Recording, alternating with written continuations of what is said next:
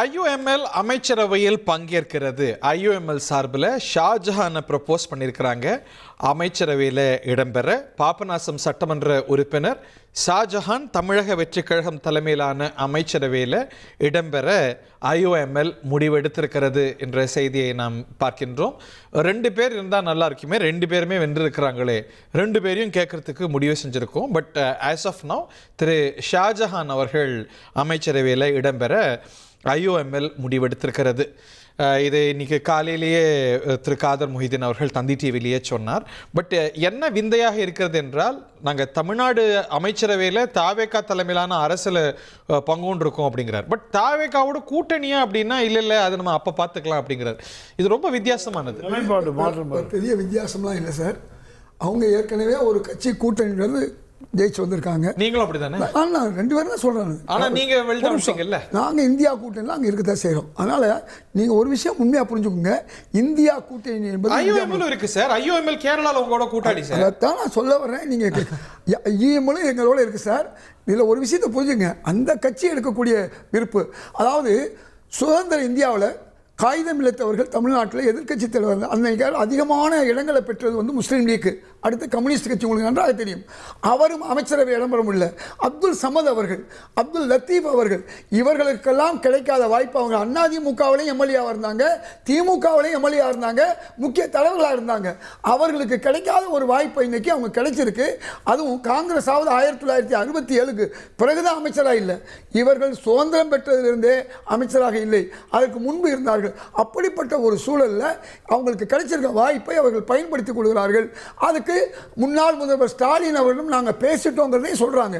இதில் நமக்கு என்ன பெரிய விஷயம் வரப்போகுது? பெரிய விஷயமா இல்லைன்னு திரு ஹிதாயத்துல்லா அவர்கள் பேசுறார். இன்னைக்கு இவங்க தாவேகா கூட்டணி மந்திரி சபையில் இடம்பெறும் போது தாவேகாவை எதிர்க்கிற திமுகவோட பேசுறாங்க. திமுகவோட கூட்டணி இல்லைன்னு சொல்லல. இது ஒரு வித்தியாசமான நிலைப்பாடு. அதுதான் சார் தவறான ஒரு கண்ணோட்டமா தெரியும் சார். இதை வந்து பப்ளிக்கா நாங்க பார்க்கும்போது மக்களால் தேர்ந்தெடுக்கப்பட்டவர் அவர் தாவேகா தலைவர் விஜய், அவருடைய உழைப்பு. இதில் நீங்கள் வந்து தேர்தலுக்கு முன்னாடி நீங்கள் போய் ஆதரவு கொடுத்துட்டு எனக்கு 2 சீட்டு தாங்கன்னு கேட்டால் அது நியாயம். நீங்கள் 2 சீட்டு நாங்கள் ஜெயிச்சிட்டோம்னு கேட்க வேண்டியது திமுகட்ட கேட்கணும்.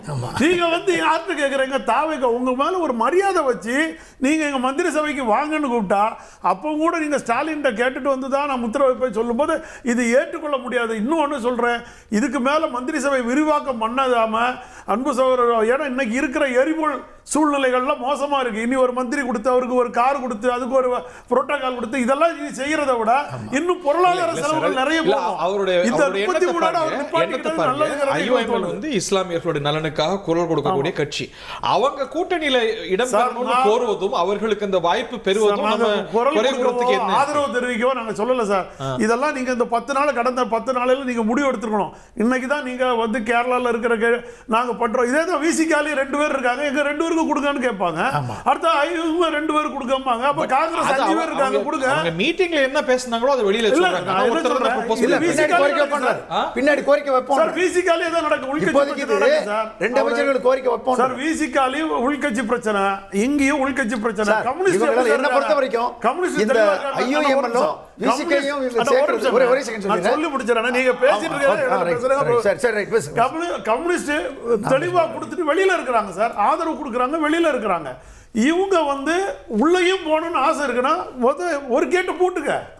விஜய் கூட முழுமையா இருங்க. நாளைக்கு மந்திரி சபையில் இருந்துக்கிட்டு நாடாளுமன்ற தேர்தலுக்கு நாங்கள் அப்போ முடிவெடுக்கோங்கிறது, அப்போ நீங்க ஒரு பதவி ஆசையில் நீங்க போறது எந்த இஸ்லாமிய தொண்டர்களும் ஏற்றுவிட மாட்டாங்க.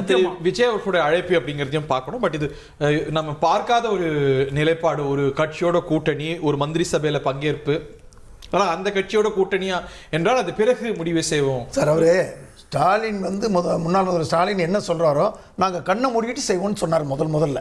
ஞாபகம் இருக்குன்னு நினைக்கிறேன் ஆரம்பத்தில். இப்போ நாளைக்கு ஸ்டாலின் வித்ட்ரா வாங்கிருக்குன்னு சொன்னா கண்ணை மூடிட்டு வாங்கிடுவாங்க. அப்புறம் இவங்களை எப்படி நம்ப முடியும்? என்ன பொறுத்த வரைக்கும் அது அவங்களோட கூட்டணி தர்மம்னு அதையும் சேர்த்து பார்க்கணும்ல. அவங்க கூட்டணியோட தொடர்ந்து என்ன கூட்டணி அப்படி வராத ஒரே அடி அங்கே இரு. இல்லைன்னா நாங்க திமுக இருந்து வெளியே வந்துட்டோம்னு சொல்லுவோம். காங்கிரஸ் மாதிரி அவர் வாட்ட சொல்லிட்டு போட்டு முதுகல குத்திட்டாங்க. ஒரு நேரத்துல 2 படகுல சவாரி செய்ய முடியாதுல்ல. செய்யறாங்களே, அதுதான் நீங்க சொன்ன மாதிரி செய்யறாங்களே. 2 பேரும் பேசிட்டாங்க, நான் பேசுறேன். இல்ல சார், 2 பேரும் சவாரி செய்யறாங்களா இல்லையா? 2 படகு தவறு இல்லையா? ரெட்ட படகு சவாரி மாதிரி. ஆமா, என்னைக்கு இருந்தாலும் டேஞ்சர் இது. Let him speak. நான் பேசவா? அதாவதுங்க, முடிவு எடுக்க வேண்டியவர்கள் 2 பேர். தாவேகா தலைவர் மாண்புமிகு விஜய், இன்னொருவர் முஸ்லீம் லீக் கட்சியினுடைய தலைவர் பேராசிரியர் காதர் மைதீன்.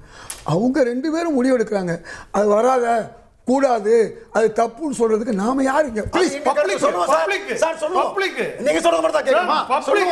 பப்ளிக் மக்களுடைய இது நாங்கள் பிரதிபலிக்கிறோம். முதலமைச்சர் இருக்கும்போது அது மக்களோட எவ்வளவு கஷ்டம் கொடுத்தாங்க. இல்ல அது சொல்வது போல அவர் சொல்வது போல யார் மந்திரி சபையில இடம்பெறுவது அப்படிங்கிறது சிஎம் உடைய பிரரோகேட்டிவ். அது நம்ம அவர் இருக்கார், இடம்பெறாங்க.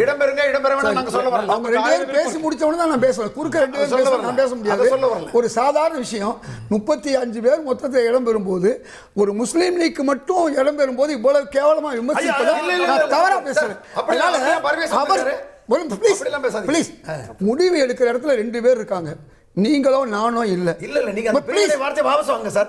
முஸ்லிம் பண்றதால நீங்க சொல்றீங்கன்னு சொல்றீங்க. 2 பேருமே நீங்க தப்பு சார். நீங்க தப்பு. நாங்க திமுக உங்ககிட்ட பேச விரும்பல. வெட்ட சவாரின்றத நாங்க சொல்றோம். அவங்க 2 பேரும் பேசுறது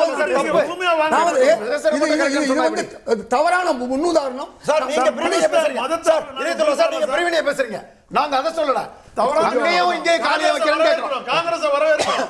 ஹரி சார் 2 பக்கம் ஏங்க அது பதில் சொல்லுங்க. அவரோட வார்த்தைக்கு அது மட்டும் பதில் சொல்லுங்க. திமுக விட்டு வெளியில வாங்க.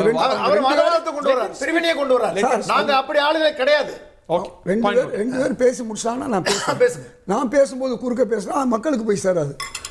அதாவது எடுக்க வேண்டிய முடிவு 2 பேர் தான் எடுக்கணும். அவர் எங்கள் கூட்டத்தில் என்ன நடந்துச்சுன்னு பேராசிரியர் காதர் மீது பேசுகிறார்.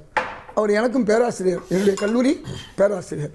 அவர் தெளிவாக சொல்கிறாரு, எங்கள் மக்கள்கிட்ட எல்லாம் கேட்டோம், அதனால தான் தாமதம், எல்லா ஊர்லேருந்து எங்களுக்கு வந்தாங்க, அவங்க 2மே இடம் பெற்றால் நல்லா இருக்குன்னு சொல்கிறாங்கன்னு சொல்கிறத அவர் கன்வே பண்ண போகிறாரு. முடிவெடுக்கிறது யார்?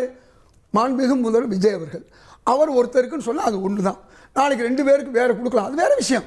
நான் என்ன கேட்குறேன், அவங்க என்ன சொல்கிறாங்க, நாங்கள் நேற்று வரை இந்த கூட்டணியில் இருந்தோம், அவங்கள நாங்கள் கன்சல்ட் பண்ணுறோம் அப்படின்னு ஒரு நேர்மையான ஒரு வார்த்தையை சொல்கிறாரு. அதை நாம் எடுத்துக்கிட்டு தவறாக பேச வேண்டிய அவசியம் இல்லை. இல்லை சார், கன்சல்ட் சொல்லிட்டு அவர் வந்து சொல்லிட்டு வரது கூட நம்ம புரிஞ்சுக்க முடியுது. ஆனால் ஒரு கட்சியோட கூட்டணி மந்திரி சபையில் பங்கு கொள்ளும் பொழுது இயல்பாகவே அந்த கூட்டணிக்கு, அந்த கூட்டணி தர்மத்துக்கு கடமைப்பட்டவங்க. நாங்கள் அதோட கூட்டணியா இல்லையான்னு பின்னாடி சொல்லுவோங்கிறது வந்து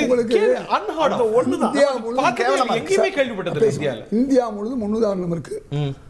ஒரு கட்சி என்பது ஏன் பல கட்சிகள் இருக்கு, கொள்கையெல்லாம் ஒன்று மக்களுக்கு உழைக்கிறது தானே கொள்கை தானே எல்லாருக்கும்.